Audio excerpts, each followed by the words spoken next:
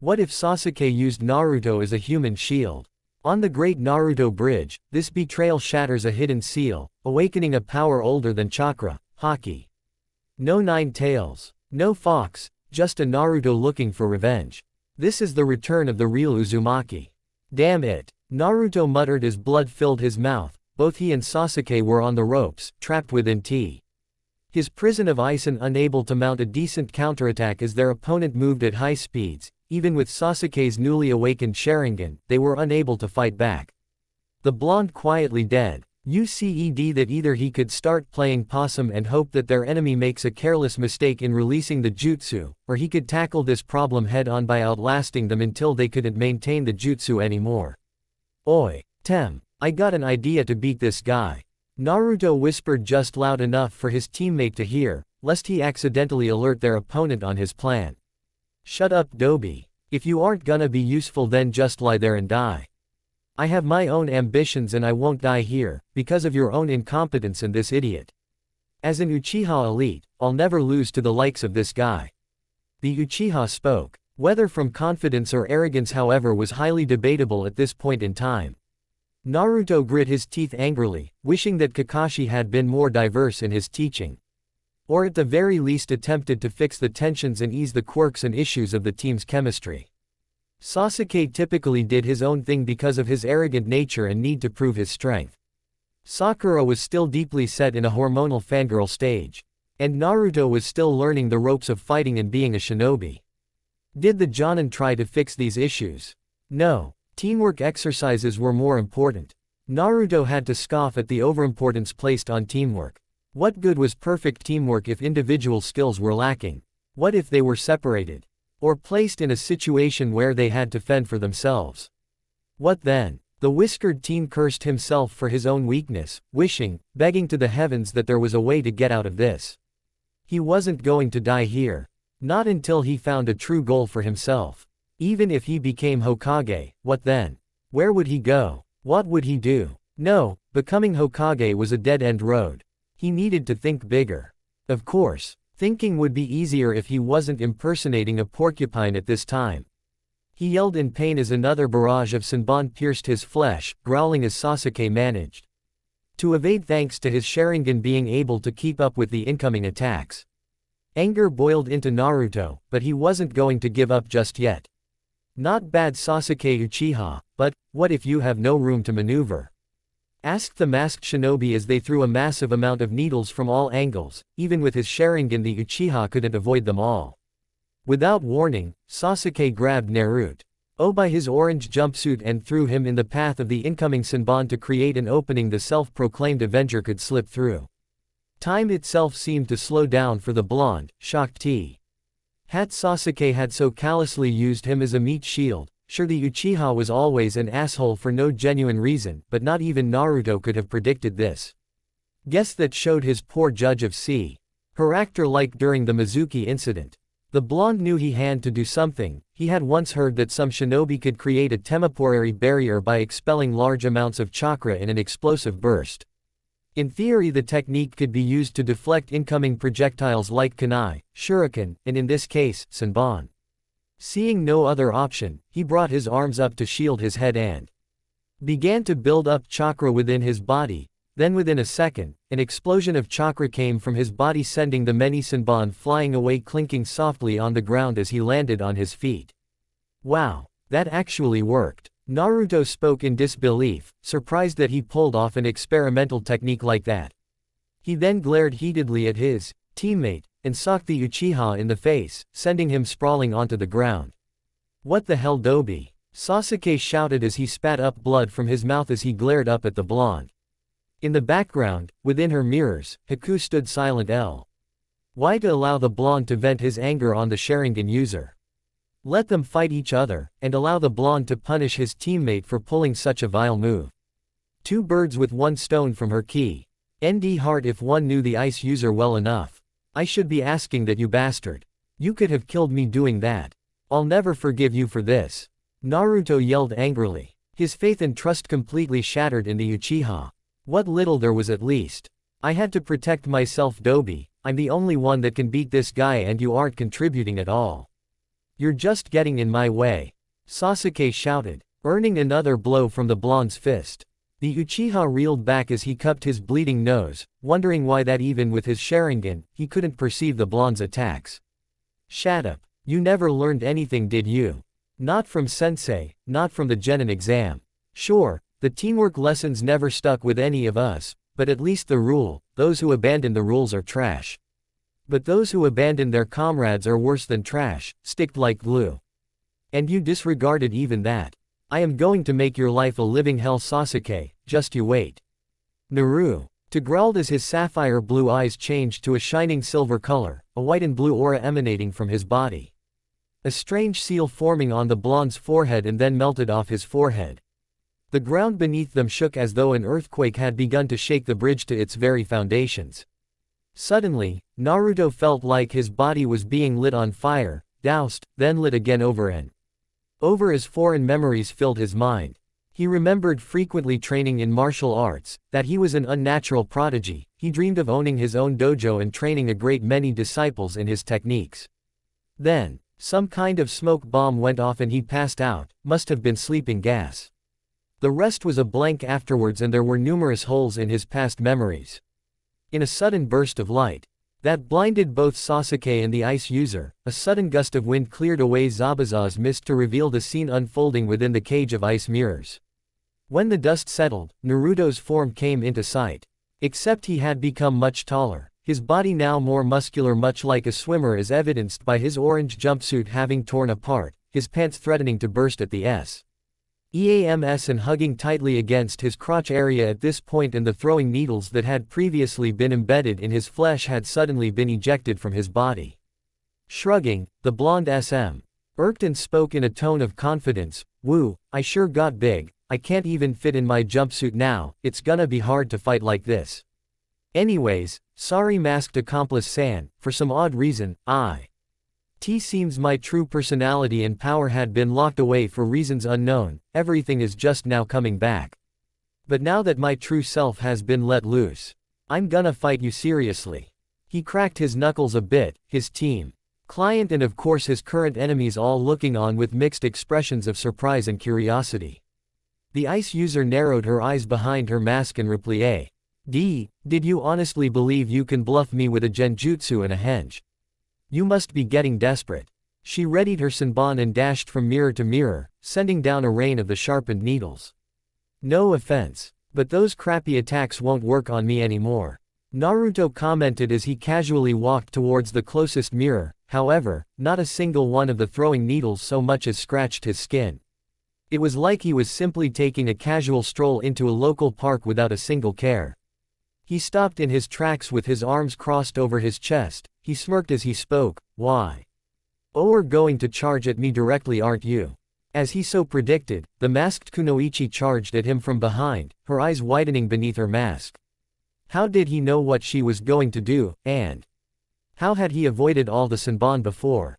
Was he now even human? She wanted to stop, but it was too late to change course. She brought up her arms, her hands holding a bundle of senbon to strike at her opponent. Armament, hardening, the blonde uttered as his leg was suddenly coated in an inky black-colored aura. Then he swung his leg upward like a whip, colliding with her arms. She cried out in intense pain as she felt like her bones were crunching beneath his heel. She was then sent flying back by the force of the blonde's kick, crashing through one of her mirrors. She rolled across the ground until she came to a halt. Her body sprawled out on the ground much like a rag doll. In the background, Zabuza was stunned that the boy had defeated Haku with a single kick. What kind of training did that kid go through? There was no possible way he could gain that kind of power in a single week. Growling, the swordsman readied his blade, prepared to use his silent killing technique to end the blonde for hurting the girl he considered to be a daughter in all but blood. In a blur of motion, the infamous swordsman appeared behind the blonde before Kakashi could stop him. The massive blade quickly bearing down upon the boy's neck, until that inky black aura covered his bare hand and caught the blade, creating a small shower of sparks. Sorry Zabuza-san, much as I'd love to fight you, the real enemy has already arrived. The whiskered teen spoke, releasing the swordsman's blade and turning his head towards the unfinished end of the massive bridge. Following the boy's gaze, Zabuza's eyes narrowed as he saw the form of his current client Gato standing there, a small army of thugs and mercenaries climbing off a large boat. It seemed that the corrupt and dirt business tycoon got greedy and decided to betray both him and Haku. So that's how it is then. Guess we no longer have any quarrel, Gaki. Zabuza spoke in an even tone, allowing his blade to rest on his shoulder as he stared down his now ex-client. The blonde nodded as he walked over to Haku's form and gently removed her mask and recognized her as the boy he had met earlier before in the woods, and she had already fallen unconscious now. It was probably better this way. Oi, Tazuna-san, Sakura-san. Mind taking this girl away to safety? Zabuza and his partner aren't our enemies anymore. Naruto called out while waving to the Pinkett and bridge builder. At first they hesitated for a brief moment, but sensing no hostility from the swordsman, they nodded in agreement and rushed over to carry the unconscious ice user away from the coming battle. Kakashi then appeared beside Zabuza in a swirl of leaves, his visible eye narrowing at the growing crowd of thugs. You know, Zabuza, it would be a shame to waste the talent of one of Kiri's 7 swordsmen. And your partner is quite talented. I am sure that arrangements could be made if you wish to join Konoha. The copy nin offered, directing an eye smile towards the swordsman. Zabuza however scoffed and replied, join up with a village full of peace-loving softies. Forget that. That's not for me. I'm a warrior first and foremost. Something like that would be more for Haku. But right now, I don't mind lending a hand in gutting Gato. Kakashi shrugged slightly, having a feeling that the swordsman would say something like that, but at least he tried. Since E2 hadn't exhausted themselves in their brief duel, it wouldn't be difficult in overpowering the mercenaries, even with their numbers. When this is over, I'm going to finish my fight with that ice bitch. Sasuke spoke as he pulled the Senbon from his body and walked forward, earning a nasty glare from the swordsman that could turn blood into ice water. Sasuke, you might want to better pick your fights. Zabuza and his accomplice are no longer our enemies. The copy nin warned in a grave tone as he pulled up his headband to reveal his Sharingan eye for this battle. He was surprised when Naruto casually walked forward. His hands clasped behind his head. Man, nothing here but small fry. Not even worth any real effort. I could take all these guys down with both my arms and a leg tied behind my back. The blonde complained with a frown on his face, earning sweat drops from the two jonin. Was the boy even aware they were facing a small army of hired thugs? It was as though he wasn't even taking this seriously. Ah well, life is filled with disappointments. The blonde replied as he glared lightly at Gato, who was busy laughing and gloating at the shinobi, saying something about them being outnumbered and that he was going to hang their corpses off the bridge before destroying it or some crap like that. Naruto's eyes narrowed and then suddenly a gust of wind blasted throughout the area. Both Kakashi and Zabuza trembled slightly, feeling a powerful presence coming off of the whiskered teen. It was similar to that of killer intent, but it felt much more focused and controlled. Then without warning, the mercenaries collapsed to the ground, eyes rolled into the back of their heads leaving Gato all alone and open-mouthed at the fact a kid used some weird technique to defeat his gang of thugs. Wah, what are you? Some kind of monster? Gato asked while pointing his cane at the blonde, who was now sporting a large and cheeky grin. Yup, I'm a monster. With that said, the boy turned on his heel leaving behind a confused criminal tycoon and earning odd looks from the shinobi. Oi, Gaki, aren't you gonna smash that little shit's head in? Zabuza asked with a frown, wondering if this kid was a softie like countless other wet behind the ears genin that Konoha produced. Don't need to. They're the ones with an axe to grind. The blonde replied, pointing towards a mob filled with angry wave citizens with both Inari and Tsunami at the front, the people armed with improvised weapons as though they had come prepared for battle. Seeing that Gato was all alone and his thugs were lying on the ground, the people of Wave felt emboldened and promptly charged at their oppressor, the various shinobi stepping aside to allow the mob to do their work.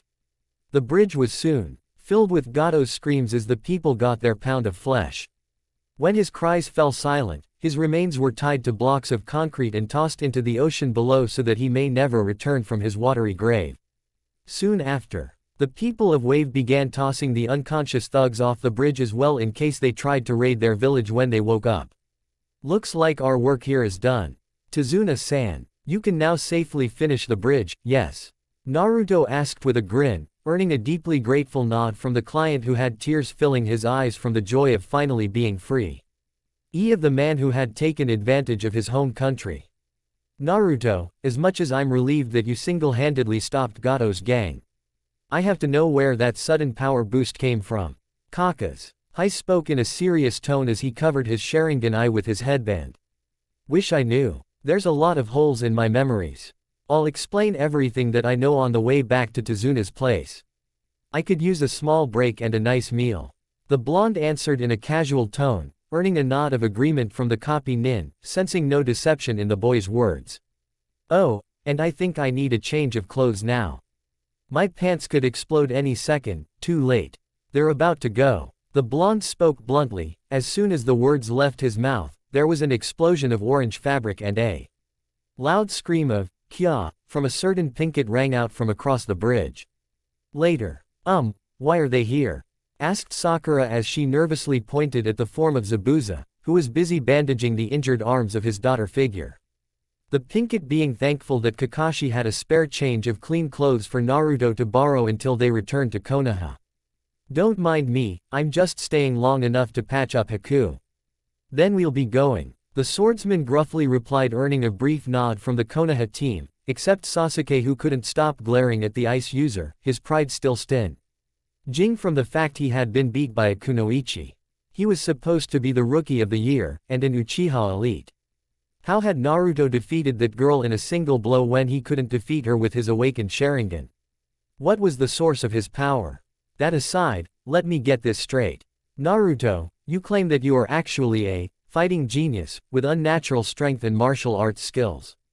And that someone sealed away a large portion of your true personality and almost all of your power, along with the knowledge of the techniques you had cultivated.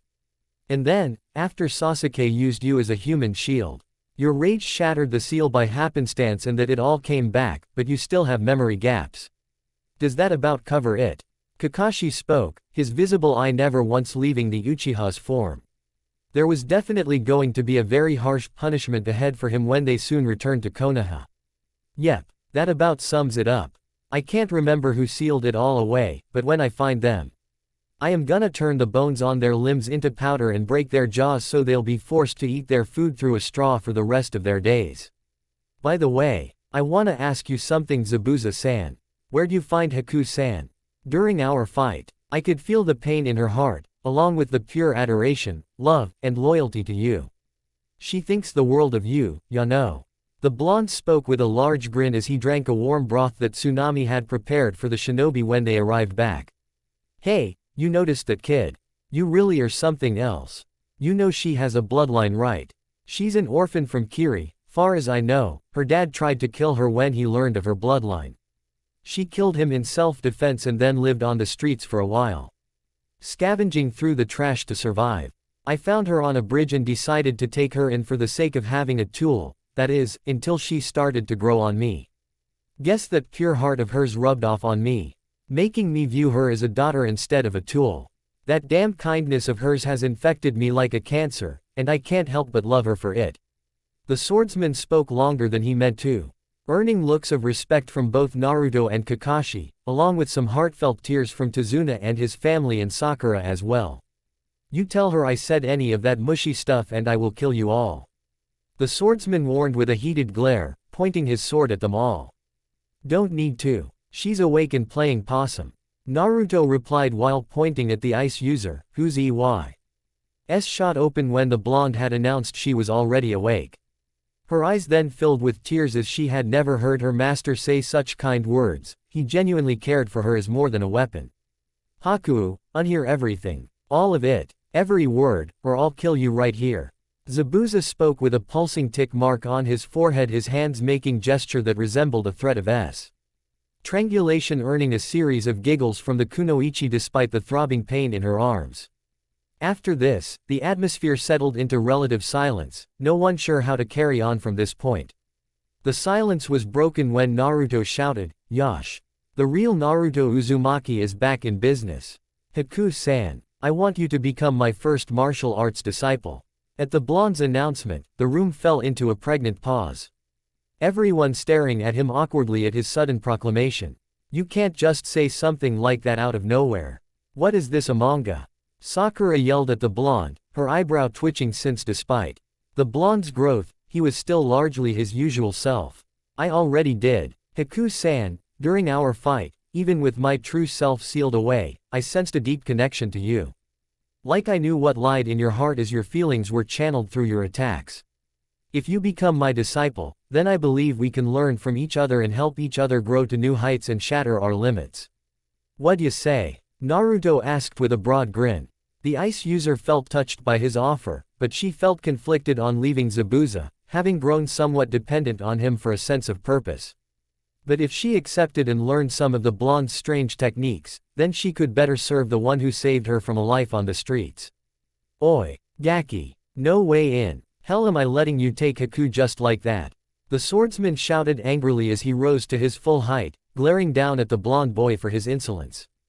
2 months. The blonde yelled while raising up 2 of his fingers. Zabuza's anger swiftly replaced by confusion at the boy's statement. Let me train Haku-san for 2 months. If she defeats you in combat, then you must acknowledge me as he.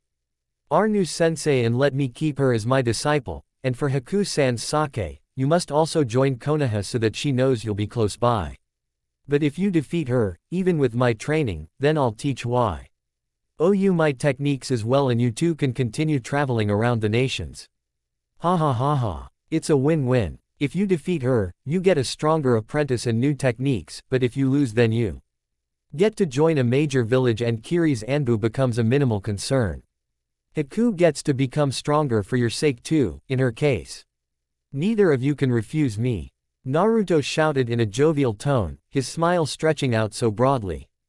It appeared his cheeks seemed like they might split apart. Damn you, you evil little brat.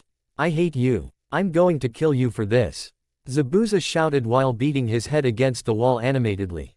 His face a beet red from anger. Haku however was crying anime tears, since she knew that refusing wasn't an option at this point. You're a horrible person Naruto-san. She whined while showing the infamous sad puppy eyes, but the whiskered teen simply laughed at the Kiri duo's sudden defeat. The civilian family and the Konoha nin all stared with wide dinner plate-shaped eyes at the scene. Was Naruto truly an evil genius in disguise since he manipulated the 2 missing nin into accepting this bet? Suffice it to say, this real Naruto wasn't one to be underestimated in the slightest. Grr. Fine. You win. Haku, you better train hard under this Gaki and learn a lot under him. I won't be holding back when we duel, if I sense that you aren't fighting me. Seriously then I'll disown you and abandon you in Konoha. Zabuza shouted with several veins bulging on his forehead. Hi Zabuza-sama. I will endeavor to beat you after my training.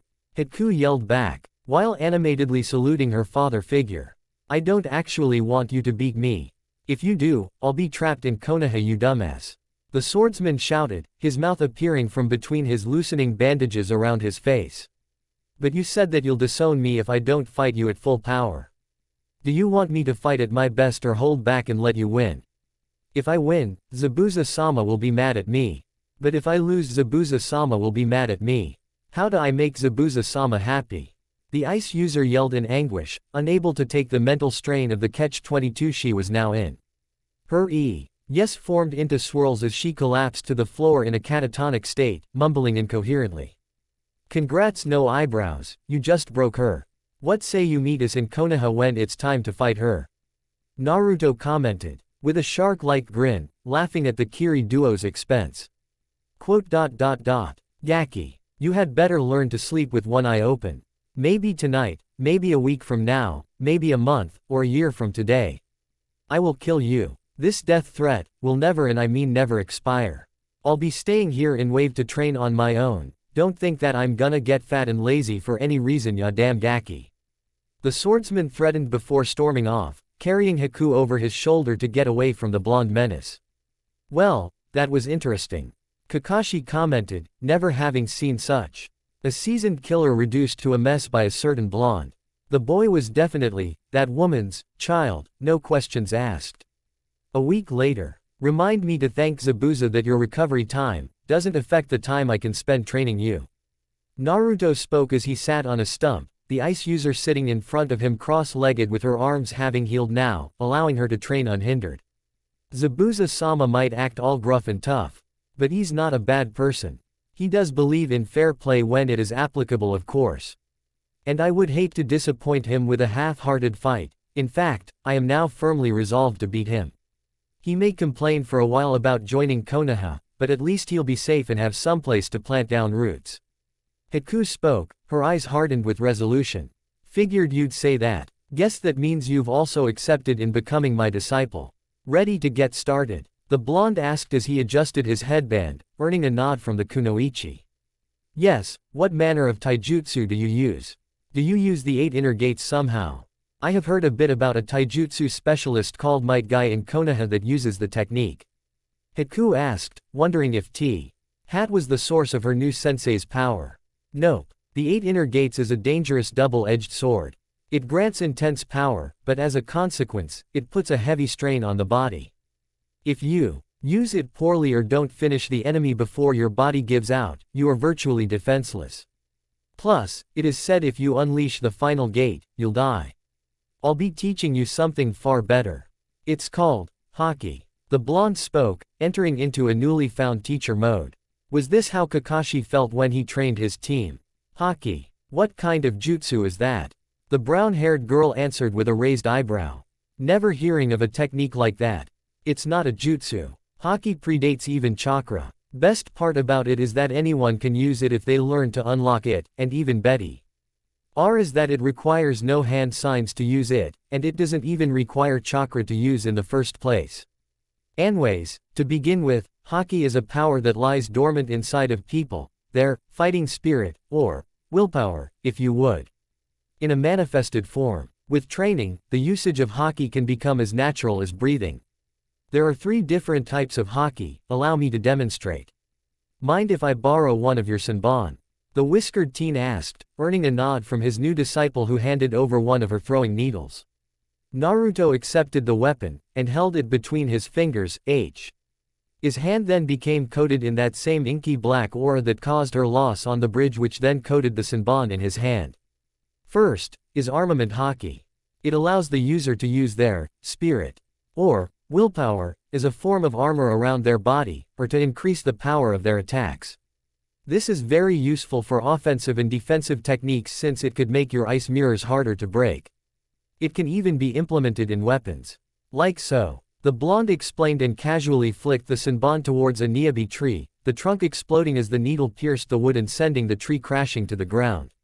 Whoa, that would make my Senbon far more deadly. Hiku commented while swallowing a lump in her throat. Her new teacher then got up and motioned for her to stand as well. She obeyed without question but wondered what he was going to show her next. She gained a puzzled expression when Naruto closed his eyes, a knowing smirk on his face as he spoke. All right. Attack me however you like. I'll demonstrate the next form of Hokage. With a nod she got into her taijutsu stance and lunged at him. Your first strike is aimed at my chest region. He spoke, then promptly sidestepped her fist. She then performed a sweeping kick towards his legs, but he smoothly jumped over it. She narrowed her eyes and used her momentum to send an elbow into the blonde's jaw, but he casually swatted the strike away. Okay. I give. How do you do that? It's like you're predicting my attacks before I make them. Hiku noticed with an curious expression on her face as she crossed her arms over her chest with a small pout. Correct. That is observation Hokage. The ability to sense the presence and strength of your enemies, along with their incoming attacks. You could call it a sixth sense. It bears a few similarities to chakra sensory, but it is far superior since people may hide their chakra, but that won't hide them from observation Hokage.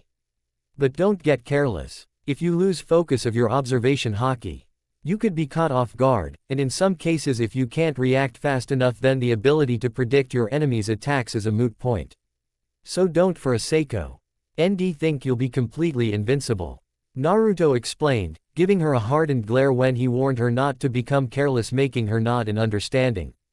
This is the final form of Hokage. The blonde spoke, closing his eyes briefly. Hiku wondered what he was planning to show her, then she felt a huge domineering presence that seemed to want to crush her body. She suddenly felt light. dead and out of breath as her legs turned into jelly beneath her. Finally, the presence let up and Naruto opened his eyes, offering a hand to help her back to her feet. She accepted it as he pulled her back up. That was Conqueror's Haki. The ability to overpower the will of others and render them unconscious, which is what I used back on the bridge against Gato's goons. However, unlike the other two, Conqueror's Haki is a type you need to be born with to be able to use it, and I am one of the lucky people that has it. Reason I showed you, is so that you would know what it is and how to resist it. Though I don't think it likely anyone knows about Haki. The blonde explained with a small smile. But, didn't someone teach you how to use it? Haku asked while tilting her head in confusion. I suppose someone did, but I can't for the life of me remember who or how I remember them. Damned memory gaps. Ah well, it might come back to me someday. Till then, I'll be training you. First things first, we need to unlock your latent Haki abilities. Here, the blonde spoke and offered a blindfold to her. She nodded and tied it around her head so that it may cover her eyes, since this was obviously to help train in observation Haki. All right, I am ready whenever you are. She spoke, but then felt a sense of dread filling her as she heard the sounds of crackling knuckles. Run fast, Haku. Consider this payback for lying to me about being a boy when I was still my dumbass self. I should have realized then you had too pretty a face for a boy. The blonde announced with an unseen grin filled with malicious intent. In my defense, I lie about being a boy to avoid possibly being raped. She explained while backing away slowly. Seemed that he really didn't like being lied to, and was fairly petty as well. She then took off running in a random direction, yelping in pain as she bumped into trees and the like as she ran through the woods. I'll give her a full minute head start. I might be petty, but I'm still a good sport. He spoke to himself as he began counting off the time in his head. Some time later, Hokage-sama, Team 7 has just returned, announced a Chunin to the Sandame. The aged Hokage smoked his pipe for a moment and nodded with the Chunin teacher Iruka sitting next to them as they looked over available missions for the varying teams. Kakashi had sent a brief report ahead of time, explaining a small bit of the situation in Wave, and that the mission was actually that of A-rank level, but it was all well in hand and negotiations with Tazuna regarding a reasonable payment plan were now underway since he had finished his bridge. Now he was looking forward to a much more detailed and in-depth report from Kakashi and his team, although he was also concerned when the report also mentioned about punishing Sasuke Uchiha on arrival. What had that boy done to earn Kakashi's ire? Suddenly the door was sent flying off of the door frame and its hinges. A foot-shaped print embedded in the now broken door and a young adult with blonde hair burst into the room yelling, "Hiya old man. How do y'all like me now?" Hiruzen stared open-mouthed for a few brief moments. Smoke leaking from his mouth as he stared at this newcomer, then he noticed the whisker marks on the young man's face, his eyes threatening to pop out of their sockets as he shouted, "Naruto! What in the elemental nations happened to you?" "Steroids. Kakashi doped me up on tons of steroids." The blonde replied with a cheeky grin plastered on his face, the Sandame's eyes bulging out further. Unable to tell if the boy was serious or not. "Just kidding. Kakashi-san will explain most of it." The blonde spoke, jabbing a thumb behind him to his team entering inside, the silver-haired Joe Nin offering an apologetic look for the blonde's antics. Sakura however seemed to have a downcast expression on her face. Sasuke on the other hand had his hands bound tightly by a very intricate knot. Meant to inhibit the ability of shinobi to use hand signs, the Jonin himself jerking the Uchiha around as the black-haired boy refused to follow. And finally, there was a newcomer amongst them that the Sandame didn't recognize. "Welcome back Team 7, and who might you be young lady?" The Hokage asked as he sipped on a cup of tea to calm himself. She was probably a homeless stray that Naruto took pity on during his travels. "My name is Haku, formerly apprentice of Zabuza Momochi and now disciple to Naruto-sensei." The young woman introduced herself and gave a small curtsy, as though she were a princess, which earned a smile from the Hokage, until he registered what she had just said and did a spit take, resulting in tea and saliva spraying from his mouth. Zabuza. As in the demon of the mist. What in the hell happened during your first C rank? The aged Hokage yelled, demanding an explanation for what was obviously a truly crazy story. At this, Kakashi began the expla.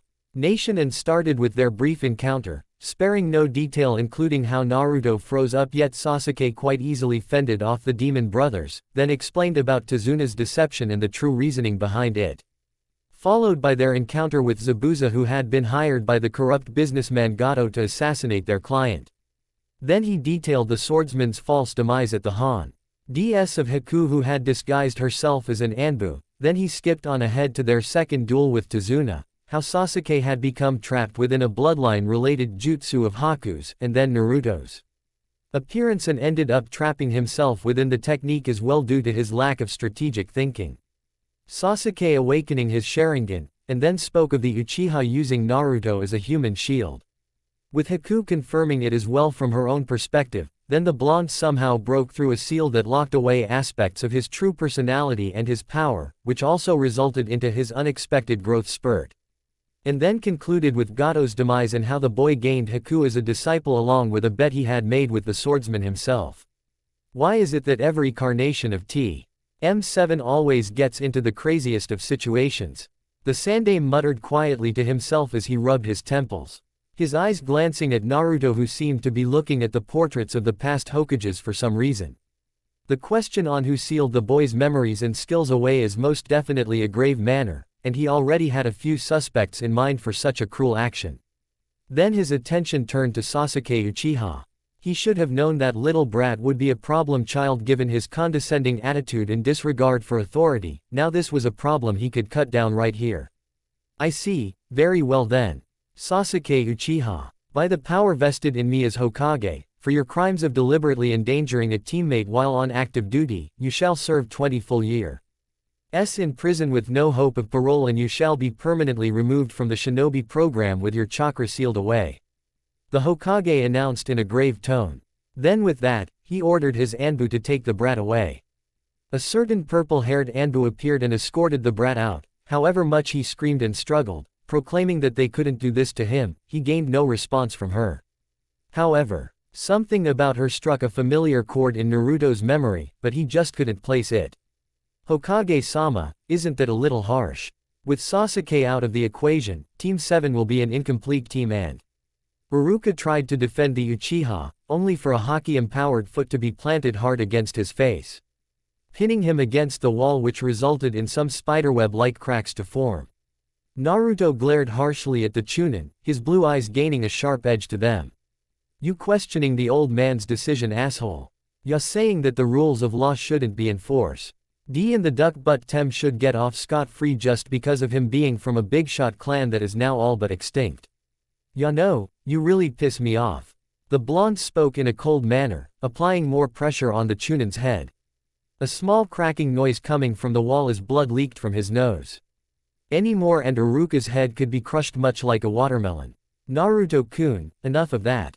He's not worth it. I shall be having words with Iruka-san later about this questionable support of the Uchiha. The Sandaime spoke coolly, his eyes narrowing at the semi-conscious form of the academy teacher. Fine. Though he wasn't wrong about the team being unbalanced. I know. What if Haku-san can become a replacement member? The blonde asked with a broad grin, since if she was going to defeat her former master and make him join Konoha, she may as well join herself. That's a good idea. I have no objections to this if the others don't. Haku spoke with a small smile on her face, earning nods of agreement from both the whiskered teen and Copy Nin, although Sakura seemed to be in a slump, her eyes showing that her mind was someplace else. True, but there is much paperwork involved, and there is a very long process in recruiting an unregistered ninja, especially one who was apprenticed to a missing nin, despite however cooperative Haku-san may be. The Hokage spoke in a displeased tone. Since the ice user was obviously very talented, it would be a grave waste to turn her away. Come on, you're the Hokage. You can cut through all the red tape. How about we make a deal? The whiskered teen asked, hopping onto the Sandaime's desk in a crouched position, a broad grin on his face. What kind of deal? What could you possibly bargain with? The aged Hokage asked in a curious voice, wondering what the boy was up to. This wasn't the usual hyperactive antics Naruto was so infamous for. From the look in the boy's eyes, the gears were turning in his head. You immediate. Make Haku-san the replacement member of Team 7, and tell me more about the rest of my kind. then I'll give you the secret in defeating your archenemy, paperwork. Naruto explained, earning low oaks of confusion from the veteran shinobi and ice user. You're kind? Asked Hiruzen as he smoked from his pipe, his question prompting the blonde to turn towards his team, his fingers now loosely laced together as he hopped off the desk. Yeah, my kind. The Jinchuriki. The Ikibi, Nibi, Sanbi, Yonbi, Gobi, Rokubi, Nanabi, and Hachibi. I wanna know where they are. I have become far more curious abo. My burden is the Kyuubi Jinchuriki now. I want to meet the others, learn about their own experiences, how they lived, how strong they are, who they are, and I want to know more about the Biju themselves. Naruto announced, earning wide-eyed looks from Kakashi, Haku and Hiruzen. Even Sakura finally snapped from her stupor at this revelation. But that's not possible. The Yondaime killed the Kyuubi. Sakura yelled from ignorance, not knowing the full story. Not true. Even if someone succeeds in killing a Biju, and that's a big if, then the beast will simply reform someplace else. You really think my birthday sharing the same date as the Kyuubi attack is a coincidence? And no, Sakura, I'm not the Kyuubi reincarnated or anything like that. The most blunt way of putting it is that I'm a walking prison. I'm hoping that if I meet others like myself, then I can better understand my own burden. Naruto spoke, his hands clasped behind his head. So then, that's why my dad told me to be mean to you. Sakura spoke before realizing her slip up and then slapped a hand over her mouth. What did you just say? The whiskered teen asked with a raised eyebrow, a frown on his face at this new piece of information since he'd never even met her father before. Who was he again? He felt like he should know who it was. Damn memory gaps again probably. My dad, he encouraged me to try my hardest to get on Sasuke's good side, and that I should treat you poorly because of you being some kind of a freak. He never really told me why though. I just did as he said. I'm sorry, I can't imagine how it must feel to hold one of the biggest threats in the elemental nations inside you. Sakura spoke, taking the news surprisingly well along with Haku. The latter of which being a fugitive of the bloodline purge, making her understanding of Naruto's situation. Think nothing of it. I was a pretty stupid person back then. So how about it, old man? You go first, then I'll tell you how to beat your paperwork. Naruto spoke, knowing that the aged Hokage wouldn't hesitate for a chance to finally put an end to the seemingly never-ending flow of paperwork. You drive a hard bargain. And you're an evil person for taking advantage of my weakness, Naruto-kun. Fine then, I hereby grant Haku-san membership of Team 7, she is now a full citizen and kunoichi of Konoha. Congratulations. The Sandaime spoke briefly as he opened his desk and handed over a spare headband he kept around in case of emergencies or special occasions and gave it to her. She smiled and then placed it on her head with a grateful nod. Now, about the Jinchuriki. The Ikibi is in Suna, the Nibi and Hachibi both live in Kumo, both of whom share a positive relationship with the new Yondaime Raikage. The Yonbi and Gobi both lived in Iwa. But I hear they now travel around. The Sanbi and Rokubi are currently unaccounted for due to the civil war in Kiri, but I hear it's coming to a close there with the Reeb LS winning, so more information may come up soon. And finally, the Nanabi lives in Taki. I am afraid that's all I can say since their public identities are largely kept a secret. The Hokage explained, then waited in anticipation for Naruto's solution with his damned paperwork. That's fine with me. I'll find them myself somehow. Wouldn't be any real challenge or adventure if I knew where they all were and who they were. Anyways, you know how to make shadow clones, right? Don't they transfer their memories when they dispel? I was too damn dumb to realize that when I was still my brain-dead self. Naruto spoke in a matter-of-fact tone as he crossed his arms. The Sandaime's eyes widened to the size of saucers as he slammed his head on the desk for not ever thinking of such a simple solution. He could easily make 3 or 4 clones to sort through and perform his paperwork, freeing up a huge amount of his time. Maybe now he could take it easy until he found a replacement to take his position. Can I say something? Sakura asked, raising her hand slightly with a small frown on her face, earning the attention of everyone. I don't think I am cut out for being a kunoichi. I only did all of this because it was what my dad wanted, so I could get Sasuke's attention. But since he's now in jail, I don't have any reason to be on this team. And I'll just be a burden to Hokage. And Naruto, since there's no way I can keep up with them. The Pinkett spoke as she removed her headband and offered it to the Hokage, who nodded stiffly.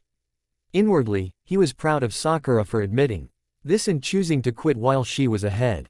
As you wish. But if you want to rejoin the Shinobi Corps, I'll leave a door or two open for you. It seems that Team 7 will need an additional replacement for Sakura as well. Hiruzen spoke as he accepted her headband. The Pinkett then bowed slightly into Naruto and Kakashi, thanking them for taking care of her and protecting her, then quietly departed. Oi, Sakura. If you ever wanna learn some martial arts, I'm always looking for new disciples. Naruto yelled after her retreating form. She turned around slightly and smiled at his kind offer. Maybe even considering it for a brief moment before she continued on her way back home. Well, there goes another student. Now we have another empty space.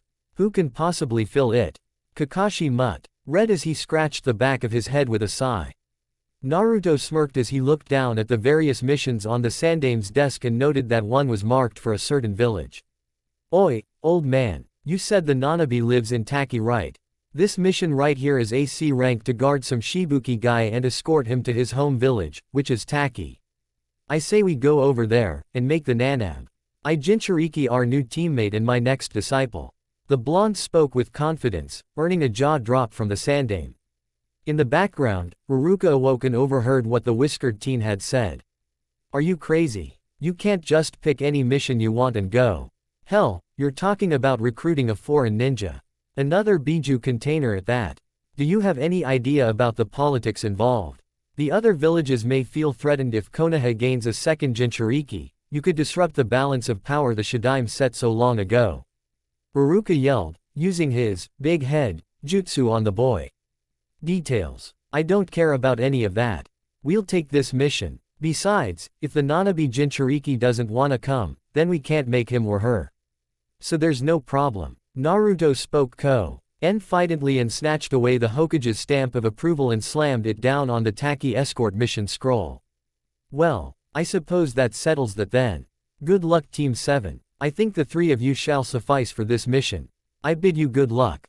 Bring in Shibuki-san. The Sandame called out so that the client may be brought in. Wait, you're not going to stop them.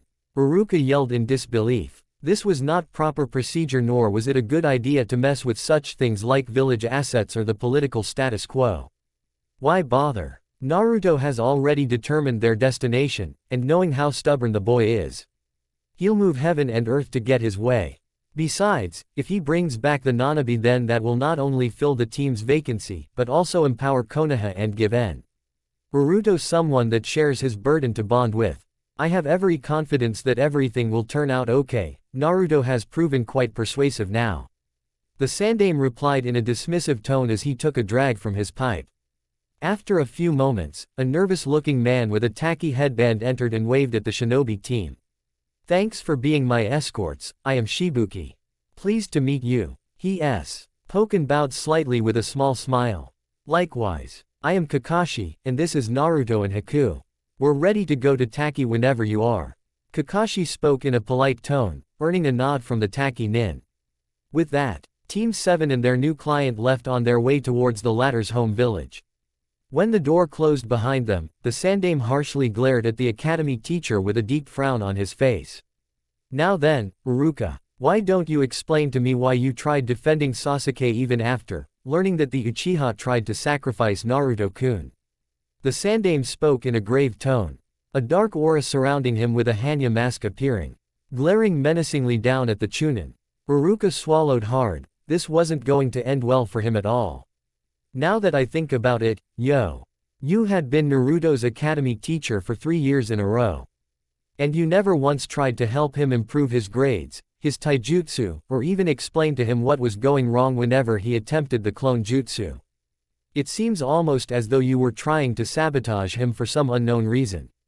Tell me, was it simply a grudge you held because of his being a Jinchuriki and this was some vain attempt at revenge for your late parents, or were you involved with whoever denied Naruto his true self?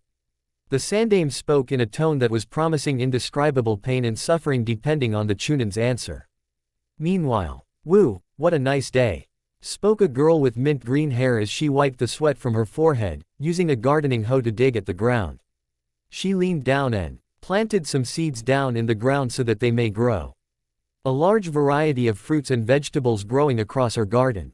She hummed a tune to herself, as she dug at the ground. She then stopped. Ed for a moment as her orange eyes flashed crimson for a moment. Cho-kun, what's wrong? You're shaking like a leaf. Someone very powerful is coming here. You can sense them coming from Konoha. That's miles from here. Could it be someone like me? She asked as she looked at the sky. Her dark skin glistening in the sunlight. If that's the case, maybe I should greet them as a proper host. She spoke with a toothy grin, putting away her gardening tool and heading inside to make some tea. I hope it's a good person. It'd be nice to meet someone that could actually understand me. She spoke to herself, her eyes flashing a bright crimson again as her friend, Cho-kun, felt both excitement and trepidation.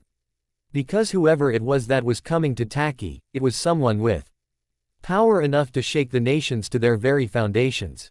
End Chapter 1. Next time, on History's Strongest Sensei, with the newly formed yet incomplete Team 7 marching towards Taki, Naruto I.'s resolved in his quest to find his fellow Jinchuriki, and seek new disciples to teach the secrets of Haki. But even in this peaceful village, trouble tends to arise. Omake, Naruto's Training. Part 1. Hikaru stooped over, panting for breath with her hands on her knees, the blindfold now removed so that she could now see again. Her face bearing scratches and bruises from the times she fell and got hit by branches as she ran into the woods to avoid her new teacher's fists. The blonde offered her a bottle of water, which she accepted and greedily drank from to quench her thirst. Don't be Disa. Pete pointed. You couldn't awaken your Haki just yet, it takes a lot of hard work and training to get to that level. Now then, let's move on to something else. Ready to gain a nice set of thunder thighs? Naruto asked and slammed his fist into an open palm. Isn't thunder thighs a derogatory term? The ice user asked with a small sweat drop forming on her head at the blonde's overly hyped attitude. In response, the blonde placed his hands on his knees, then lifted a leg up much like a sumo wrestler, then slammed his foot back down causing the ground to quake beneath their feet, which also resulted in several trees to have their roots loosened from the ground and fall over. You tell me, Naruto replied bluntly, earning a nervous swallow from his new disciple. Later on, she began performing a set of 200 sit-ups with Naruto keeping her legs down on the ground, her abs burning as she kept lifting herself up again and again. Say goodbye to your jelly belly, and hello to an awesome six-pack. Naruto yelled in the manner similar to a drill sergeant.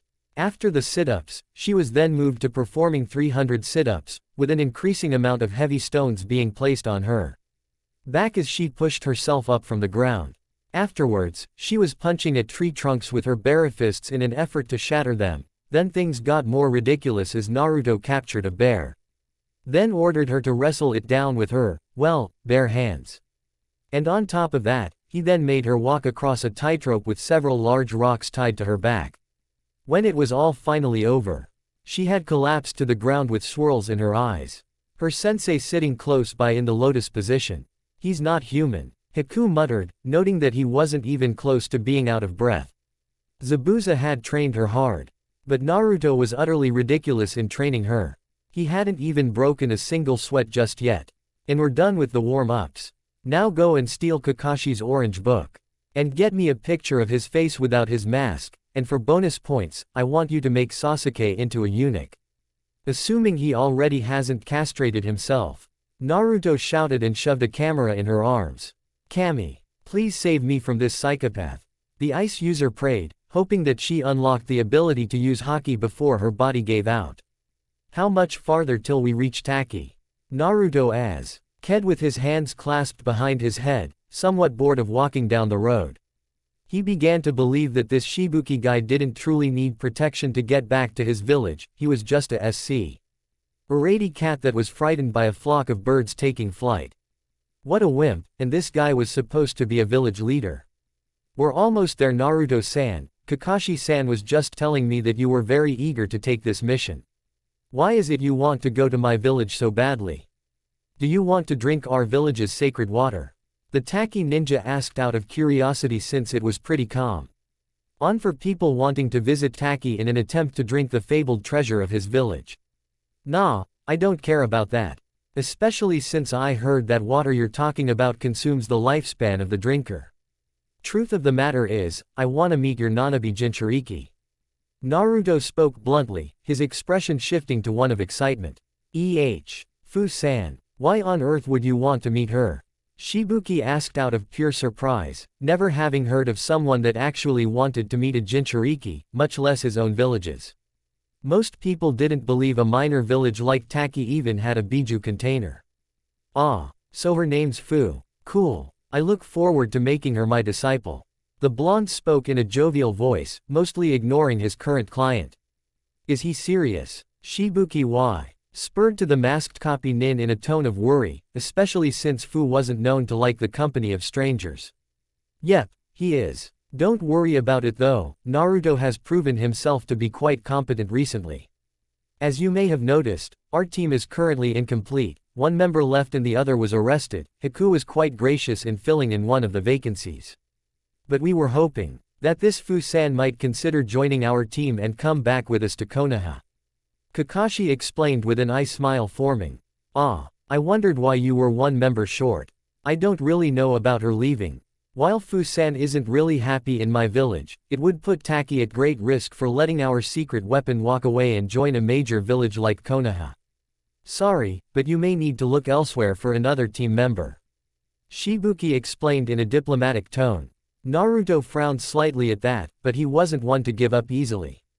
The blonde's eyes narrowed slightly as his observed. Asian Hokage picked up numerous people following them from a distance, most were high Genin level, a few low Chunin. And at least one being a high Chunin level.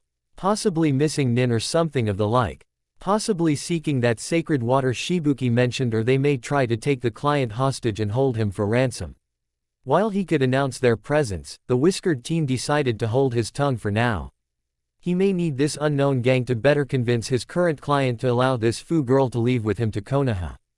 After all, the blonde wasn't the same idiot shouting, Dadbeo, or Hokage, anymore. He was now playing for keeps. He just hoped that this group wasn't stupid enough to attack right now, that'd be very bad. Naruto-sensei. Is something wrong? You seem kind of quiet now. Haku spoke, noticing that he was more tense than usual. I'm fine. Just observing my surroundings. Keep up your exercise. He replied with a sincere smile, earning a nod from his disciple. Lahu turned her attention to her clenched fist and tried to focus on it in an attempt to manifest armament haki. A small training exercise he taught her that could be used on the go. Her eyes were glued to her fist. Almost as though she were in a trance as she tried to bring out her haki. Then suddenly that black aura enveloped a small portion of her fist, showing her success. She had finally done it. I did it. Naruto-sensei. I brought out my haki. She yelled excitedly and showed her empowered fist to the blonde. Unlocking it is a big step. But you still need to focus it. He spoke in a teacher voice, pointing at her hand which had reverted back to normal in her excitement. She frowned slightly and resumed the exercise. If she could control the manifestation, then she could become a whole lot stronger than ever before. What's haki? Shibuki asked in confusion, never having heard of something like that. Was it some kind of jutsu the whiskered genin had invented? Sorry. That's information only meant for my disciples. Naruto answered bluntly, laughing at the client's expense. At long last, they arrived inside of Taki, the citizens taking notice of their arrival. They all warmly greeted their village leader, some children even hugging at his legs as they cheered for him. Some even shook the Konoha shinobi's hands in thanks for bringing back their leader. Someone sure is popular. Well, I'm off to find this Fu person. Naruto announced as he marched off with his hands clasped behind his head. Shibuki took notice of this, feeling it was a bad idea for the blonde to go off on his own like that. You sure, you don't need me to guide you to her home? You don't even know where she lives. The Taki ninja called out to the whiskered martial artist. The blonde Ned back slightly with a broad grin and continued on his way without another word since he'd already found her. Gotta love observation haki. Seemed like she was a ways outside the village, didn't seem unusual for a fellow Jinchuriki. Maybe she wanted to separate herself from the villagers because they treated her in a similar manner that his own village did when he was a child. Regardless, it'll be interesting to meet her to say the least. His Jonin sensei and disciple waved goodbye behind him as they went to a nearby inn that had prepared a room for them to sleep in for the night before returning back to their village. As Naruto walked deeper into the woods surrounding the village, he felt a sense of excitement. He was finally free to be true to himself. He couldn't even remember why his old self even wanted to become Hokage. Sure, becoming a Kage was a highly sought after position, but he didn't want to become a glorified paper pusher for the rest of his life. He wanted to travel around, meet new people, learn new things, fight powerful opponents to test his strength. Then he wanted to get married someday and have lots of kids to spoil, and finally when he became old and gray, he would open his own martial arts dojo and pass on the secrets of Hokage to his disciples. Let's see, Fusan shouldn't be too far away. The blonde spoke as he got closer to the strong life force he was sensing. He stopped for a moment upon coming across a small farming area, loaded with fruits and veggies all in a neat row. A small hen house nearby with multiple hens and a pair of roosters clucking as they pecked at their feed. There was even a pig pen with some swine laying about in the mud. Wow, nice setup here. She must have become entirely independent and self-sustaining. I am really liking this Fu person, Naruto muttered to himself as he circled around to avoid disturbing the crops and animals.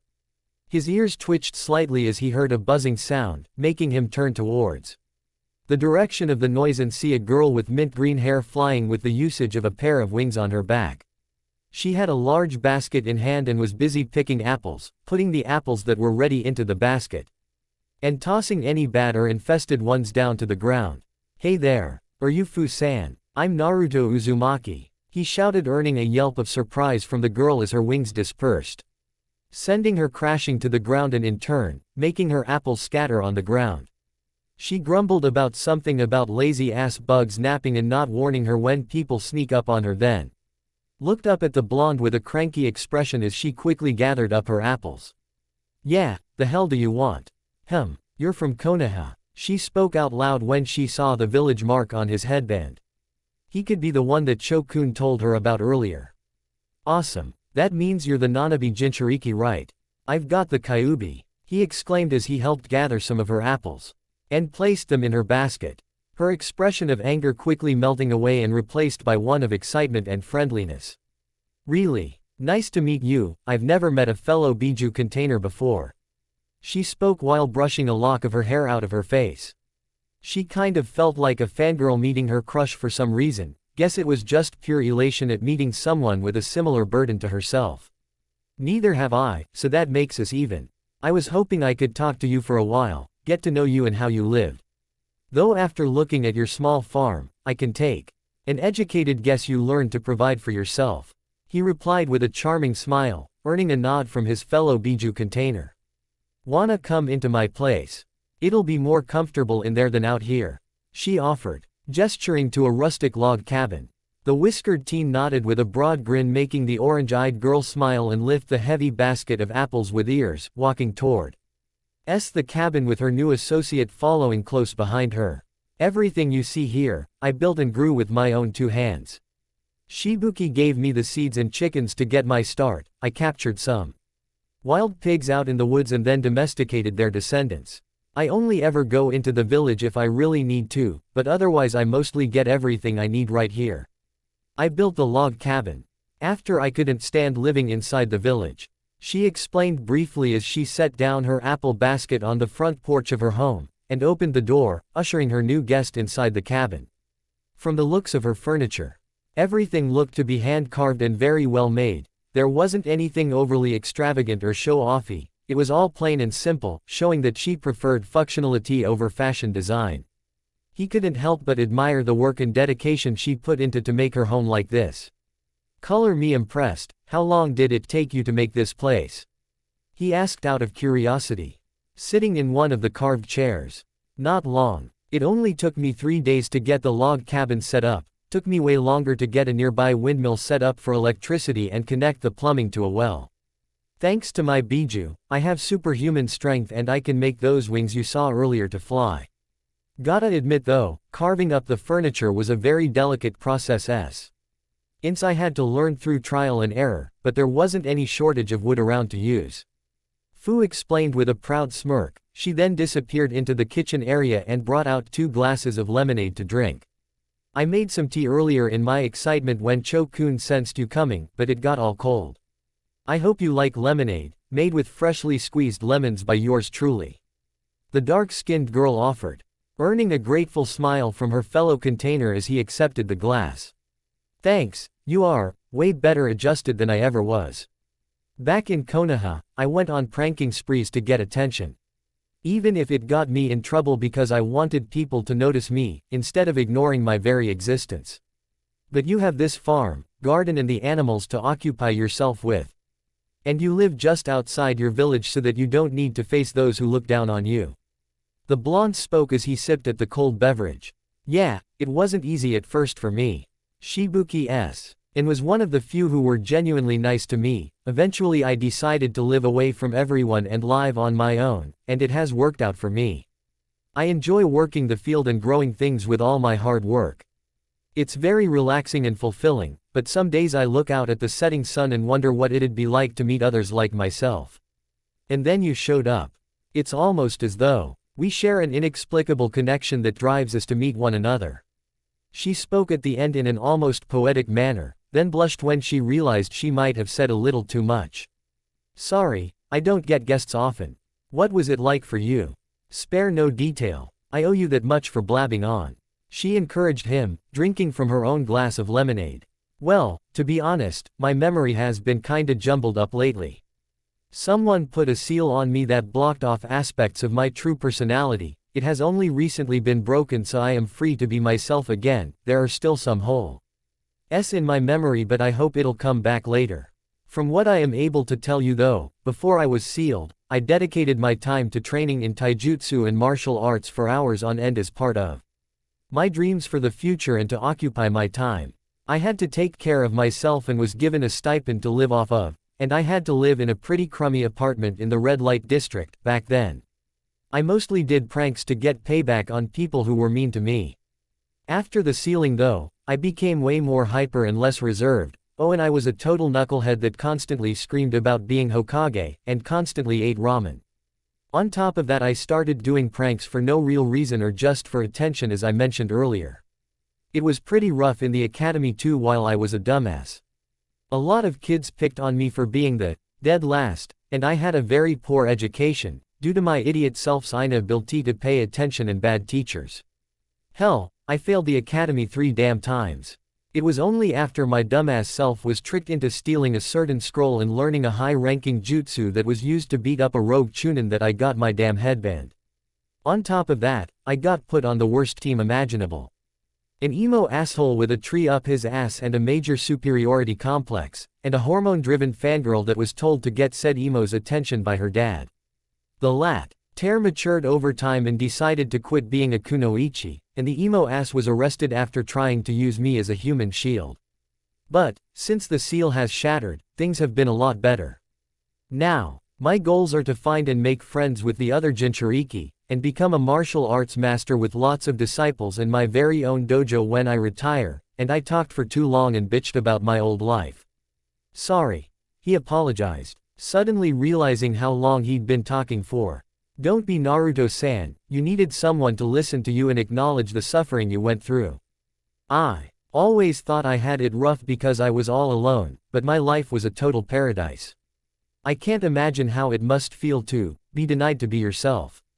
Who placed that seal on you? I'll beat him up for you, she proclaimed, pumping her fist in the air, earning a chuckle from her guest from the display. Don't know who just yet, maybe it'll come back to me. Or maybe he'll expose himself when he realizes the seal broke. Who knows? That's something I've decided to put on the bench for a while. I'm not interested in constantly pursuing revenge. Anyway, there was something I wanted to ask you. Whoa. Old, you consider becoming my martial arts disciple and joining my shinobi team for a while? He asked, finding that it'd be better to ask her up front since they had now bonded a bit. For real? That sounds awesome. I have never left the village in all my life. But, if I joined your team, that means I'd need to join Konoha. I'd have to leave my home behind and everything, and if I left, then Taki's enemies might attack sometime after I leave. There's just a lot to consider right now, but I really want to go. She spoke with a crestfallen expression, since she couldn't throw everything on a dime like some people in the world.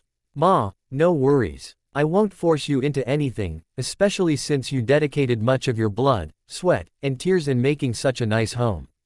I can't expect you to pick up sticks and move to a new village, just like that. Wait a second, maybe you can. How strong are you exactly? The blonde asked with a broad grin on his face, the gears turning in his head.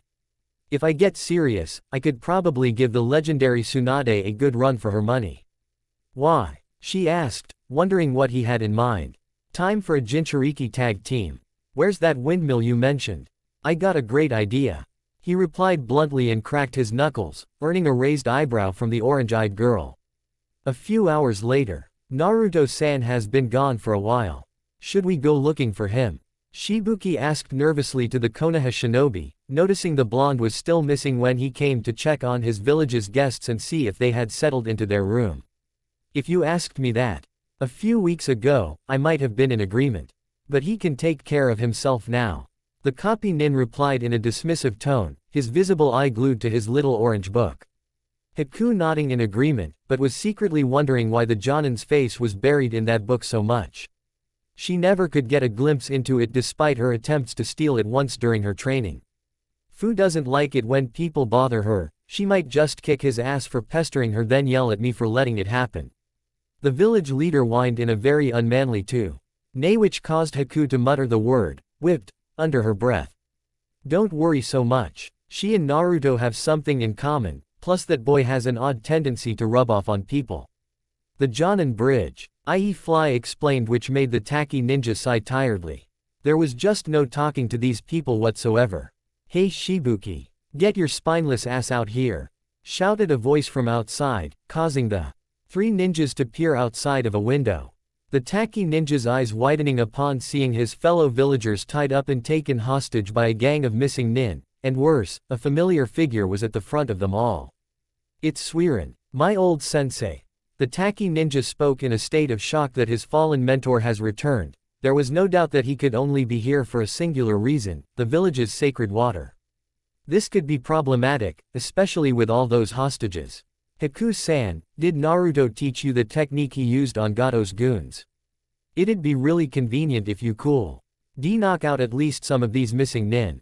Kakashi asked as he pocketed his favorite book. He explained it to me, but I can't use it. It's an ability you need to be born with, and I doubt I'm lucky enough to be such a person. Guess we'll need to do this the old-fashioned way. Shibuki-san, we'll support you in fighting against these guys. Shibuki-san, Haku asked when she noticed their current client was now shaking like a leaf. He looked almost ready to empty his bladder into his pants as thick beads of sweat formed on his head. I can't fight them, the Taki nin muttered as he do. CKED beneath the window to get out of view, his legs tucked into his chest. The two Konoha nin looking at each other then back to him as though he'd grown a second head. What is that supposed to mean? This is your village and your people. You were trained to protect them, weren't you? Haku asked in confusion, wondering why he refused to fight. I was trained, but I have never actually been in combat. Suiren is a Jonin and now he has an entire gang of missing nin, just look outside. How are we supposed to beat that, especially since they have hostages? Shibuki asked, his voice devoid of any sense of hope. That's it. My master faced worse odds back in Wave Country. Naruto-sensei can help us beat this. The ice user spoke confidently, the copy nin nodding quickly in agreement behind her. Indeed. We just need to stall for some time until Naruto gets back. He can defeat your former teacher and his wannabe shinobi thugs easily. The silver-haired Jonin added in his 2 cents, drawing a kunai as he and his new genin team member prepared for the coming fight. How can you be so confident in Naruto-san? He doesn't exactly inspire it based on his appearance. Their client lamented, completely ignorant of the blonde's true skills. Trust me, judging someone, especially a ninja, only by their appearance can cost you your life. And I speak from witnessing his strength firsthand, that kid will be going places someday. Besides, this won't be the first time we have had to save a minor nation. We only just saved Wave Country shortly before meeting you. Kakashi explained with an eye smile before lifting his headband up to reveal his Sharingan eye, his statement making the client's eyes widen significantly. Yo, we late to a party? Asked a very familiar voice, causing all parties to look in direction of the newcomer. Revealing it to be Naruto, who was accompanied by the Nanabi Jinchuriki, the both of them caked in dirt for some unknown reason. Good timing, Naruto. Do the thing already. Kakashi yelled as he covered his Sharingan eye with his headband again, relieved by the blonde's convenient timing. The missing nin all glaring in the two Jinchuriki's direction, Suiran v. Sibley sneering at the sight of the green-haired one. Hold that thought now, Kakashi. Oi, Shibuki-san. According to the letter of the mission request, we were ordered to escort you to your village, which we have already done. Our obligations end there. This isn't our fight. You gonna compensate us for saving your village? Naruto yelled with a broad grin, earning looks of disbelief from the masked Jonin and their client. While Haku slapped at her forehead and Fu seemed to be giggling into her hand. Are you serious? My village is in danger. You have to help us. Please. Shibuki shouted in dismay, wondering why the blonde wasn't taking the initiative, especially when his Jonin sensei proclaimed him to be very strong and reliable. Hey, if you're good at something, then don't do it for free.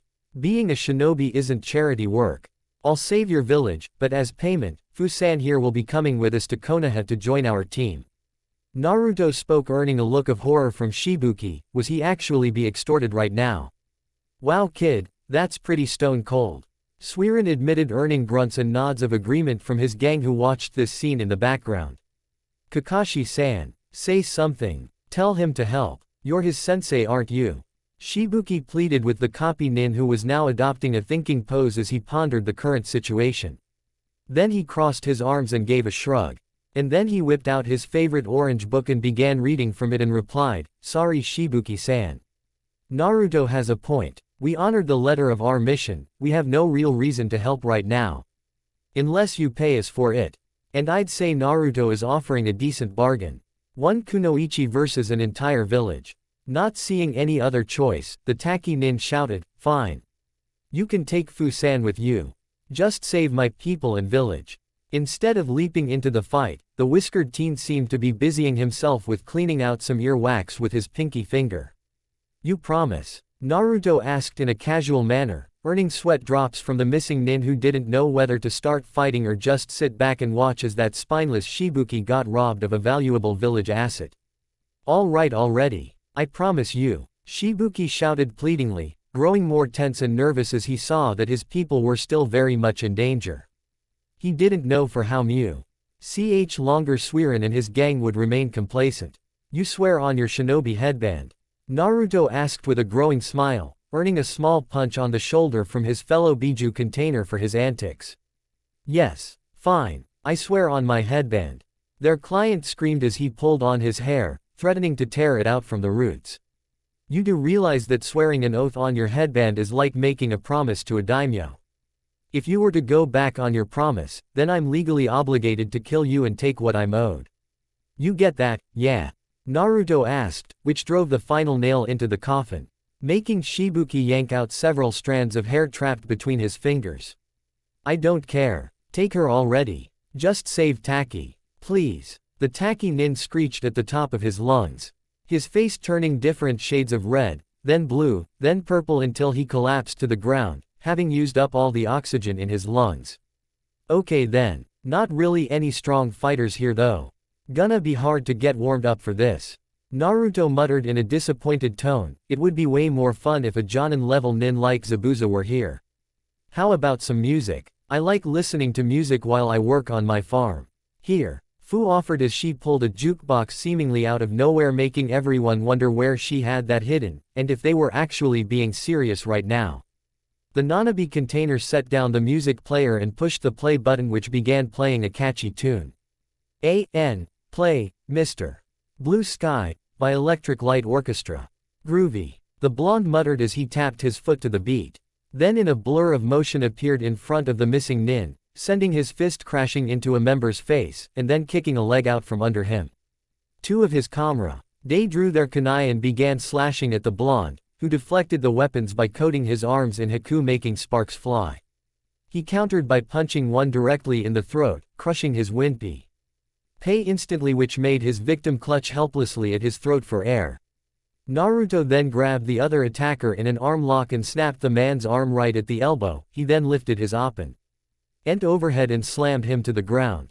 Sensing incoming projectiles, the blonde grabbed the guy that was suffocating and used him as a shield to charge at the others.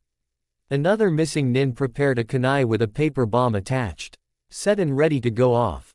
He tossed his now dead weight human shield onto the bomb user, knocking him to the ground and trapping him beneath his comrade's corpse. Kunai in his hand fell out from his fingers, making him scramble to get out from under the corpse and reach to throw the weapon away, only for it to explode in his face. Naruto brought up his open hands and slammed them against another ninja's head. As the ninja reflexively grabbed at his now ringing ears, the blonde grabbed his shoulders and head-butted him twice, breaking the enemy's nose like a saltine cracker before kicking him square in the chest, sending the hapless goon sprawling on the ground. The blonde then sent his knee into another ninja thug's groin, making his eyes bulge out. Naruto then flipped the stunned goon onto the ground and delivered an axe kick to his throat, crushing it beneath his heel. The whiskered teen turned and saw the other missing nin placing kunais at the hostages' throats. Guess it was time to wrap things up. Focusing his conqueror's haki, he sent it out and quickly knocked them out before any real harm could be done with the civilians. Now it was just Suiren remaining. The former Taki nin sent punch at the blonde, but the boy merely leaned back, then sent a kick at the man's kneecap, shattering it. The missing nin howled in pain as he hobbled on his Ood leg and drew a kunai to stab at the Kyuubi container, only for Naruto to intercept the incoming weapon and snap the missing nin's wrist. The blonde took Suiren's kunai, then stabbed it into the ex-jonin's good leg, before slamming his fist into the back of the missing nin's head, sending his crashing into the dirt, his forehead splitting open slightly on impact. Music ends. Well, that was fun despite barely being a warm-up. Naruto spoke while cracking his knuckles, deliberately stepping over the groaning and semi-conscious forms of his fallen enemies. The citizens of Taki in utter shock at seeing a single genin take down a gang of missing nin. Wow, you were so cool, Naruto-san. What kind of martial arts do you use? I mainly just use my super strength to punch my enemies. Fu spoke while waving cheerily to the blonde. Oh, that. It's my own style, I guess. Pretty straightforward actually, just aim for the weak spots on the human body, the joints, the throat, and if the enemy is a guy, aim for the groin. Not much to it really. Naruto spoke in a more humble manner, his cheeks burning red from the compliment he received from his fellow container, who pulled him into a hug. In the background, Haku felt her face burn red for a brief moment, her hand clenching into a fist until she caught herself. She then looked down at her hand and wondered what came over her. Shibuki finally emerged with a small chuckle and helped untie the civilians from their bonds. Once that was done, the surviving missing nin were all tied up so that they may be tossed into the local jail and be appropriately punished later on. Well, thanks for all the help. I guess your work here is done now. Shibuki spoke with a small smile, hoping that the Konoha team will soon leave. That Naruto guy was one devious bastard. You forgetting something, asshole? Naruto asked as he shoved a pair of kunai up the Taki nin's nostrils, the tips painfully poking the insides. You did promise, Shibuki-san, on your headband no less. Fu spoke with a broad smile on her face, forcing a defeated sigh from the village leader, who could only concede on that point. Fine, you win. Take her. The Taki nin muttered in defeat, earning a happy squeal from Fu as she hugged him tightly, making him feel better about this. Fu was always wanting to leave the village and see other places, maybe it was for the best. She then handed over her headband and joined with her new team, starting with greeting the Jonin and Ice user. Hi, I'm Fu. Nice to meet you both. Naruto-san was telling me you had an empty space in your team. Well, you have your replacement right here and reporting for duty. She spoke excitedly and gave a salute, earning smiles from her new team. It seemed that this Fu girl was actual a very nice person after all, given her surprisingly chipper attitude. Welcome to Team 7, do you need time to gather your personal belongings or say goodbye to any friends? Kakashi asked in a professional manner, though he found it a little weird that she was so willing to leave Taki. A shinobi changing villages was a pretty big commitment, but then, he couldn't truly compare a Jinchuriki to a typical type of ninja. Nah, Shibuki-san was really the only friend I have, and about my stuff, wheel. Fu spoke then left the sentence hanging as she and Naruto giggled to themselves. Earning puzzled expressions from their two teammates. Suddenly both Haku and Kakashi felt like it was probably one of Naruto's crazy ideas. Days later. You brought her home with you, farm and all. Haku spoke with a large sweat drop as she looked up at the large slab of rock that seemed to have been ripped from the earth. The chickens and swine heard clucking and oinking overhead as the two Jinchuriki carried the small piece of farmland in their own hands. Why not? Fu-san invested so much time into this, it'd be wrong for her to leave it behind, so why not bring it with us? Naruto spoke, making both the copy nin and ice user sweat drop at his simple reasoning. Where in the hell are you even going to put that? Kakashi asked with his visible eye widened to the size of a dinner plate. Naruto was definitely that woman's son. Always doing things their way and not even caring about the consequences. Chill. I know a great spot behind the Hokage mountain, Fu-san can live peacefully on her farm and still be within Konoha. It's a win-win. Ha ha ha. Naruto bluntly answered with a laugh. Earning a very large sweat drop from the copy nin. This was going to be a very odd team dynamic to say the least. He would be counting on Haku to mediate and keep the peace at times. One Jinchuriki was a handful, but now two of them. That could be a potential recipe for disaster. If Fu shared any characteristics with Naruto. But still, maybe it wouldn't be so bad. Taki was a minor village and things turned out just fine. Besides, it wasn't like they were going to start a war between the major villages. That would be crazy. Meanwhile, somewhere in Konoha, Kurenai and her team were busy on one of their usual D ranks. Today was simply dog walking for a local shelter.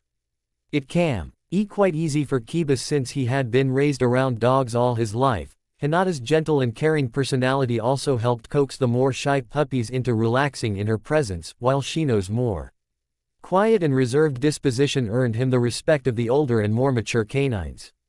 Kurenai then raised an eyebrow, sensing a nearby presence, but then it was suddenly gone before she could get a beat on it. She scoffed quietly and believed that it was likely Asuma stalking her after their recent breakup. If that man could stop smoking, then he might live long enough to father a child and see it grow up, but no. He just wouldn't give up his smoking for her. So much for love, but at least she had her team and her work to keep her preoccupied while her heart recovered. That was close. Almost got me. Sorry Hinata-san, but I need to do this. Muttered a quiet voice as they continued following the heiress, waiting for an opportunity to strike. The end.